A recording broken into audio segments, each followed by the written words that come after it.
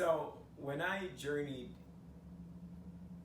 into neurofeedback, I mentioned on another video, and I actually didn't finish the story, that I was a little bit nervous because I didn't want to do any damage, and it turns out it's never really gone that direction. If anything, it's been probably the most positive type of service I've ever offered. And I didn't think I would see some of the things I've seen. Like, I was primarily wanting to use this for addiction recovery. It has about a 77% success rate with drug and alcohol. I see very great things with other people. My own life, I ended up having just lower anxiety. I just didn't think as much. The panic attacks from overwork kind of went away. I lost 50 pounds and kept it off. And I was doing a 12-step program for that. It's just been quite interesting. But I didn't realize I would see people who have brain injury. It works really well if a person has suffered concussions or oxygen deprivation. Now, it's not perfect. There are some situations where we don't see the things we're hoping for.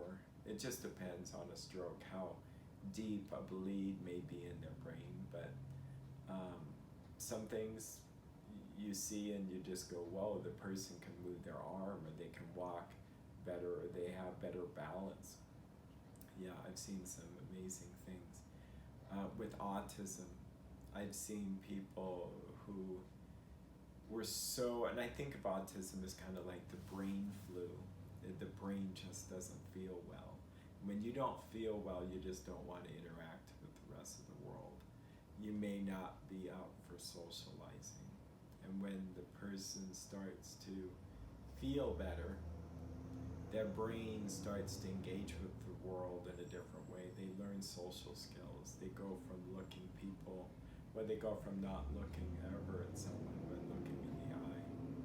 I've seen people where before and after pictures, they look now at the camera. And it's really great.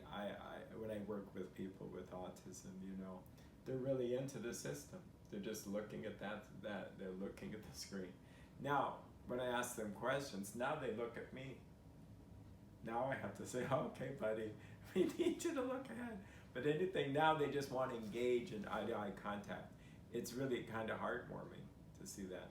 I have had mothers that say to me, I think my son is hugging me for the first time, like in a hugging back.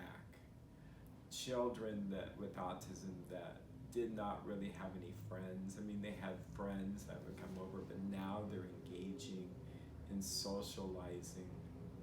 They're on sports teams. They are using some of their money. Maybe they earn a little bit of money from Neurofeedback as an incentive program to help buy a little gift for someone else. And now the problems they have are very social problems, which is great because it's new. I've seen kids with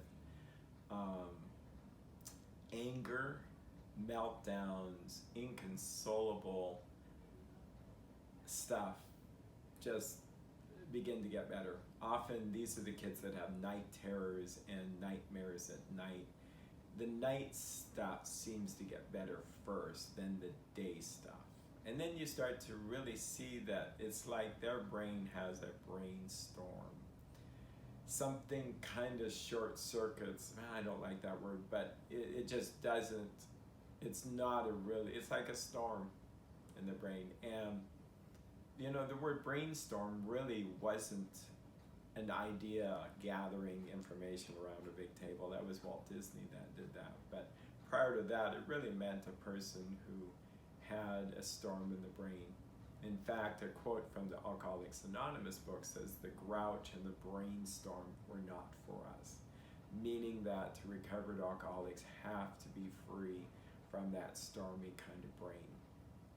As much as I think neurofeedback works for that, I think a number of factors like good nutrition, detoxifying the body, detoxifying the brain, good sleep, lifestyle issues, really teaching that person to stay calm is a good thing. The question that comes up is, well, let's say, is Johnny a good candidate? Say like he has problems during the day, meltdowns, oppositional, crying. Well, if he does that with everybody, like at school, anywhere, then it's kind of neurological.